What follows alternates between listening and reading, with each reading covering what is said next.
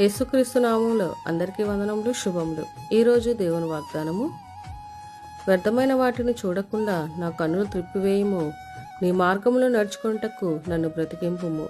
కీర్తనల గ్రంథము 119 అధ్యాయం 37 వచనము. లోకంలో ఉన్నదంతా శరీరాశ, నేత్రాశ, జీవపుడంబము. ఈ లోకం మనకు అనేకమైన వాటిని చూపించి మన నేత్రాలకు ఆశ కలిగిస్తుంది. చూచిన వాటిని దక్కించుకోవడానికి ఎన్నో ప్రయత్నాలను చేస్తుంటాం. ఆకాను కూడా బంగారంను, షీనాను వస్త్రమును చూచి వాటిని ఆశించి గుడారంలో దాచిపెట్టడం వలన ఇశ్రాయేలీలు హాయి మీద యుద్ధంలో ఓడిపోయారు.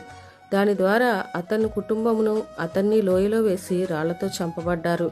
కాబట్టి వ్యర్థమైన వాటిని చూడకుండా నా కన్ను త్రిప్పివేయమని దేవునికి ప్రార్థన చేయాలి. నీ నీతి మార్గంలో నన్ను నడిపించమని యేసయ్యను మనం ప్రతిరోజు అడగాలి.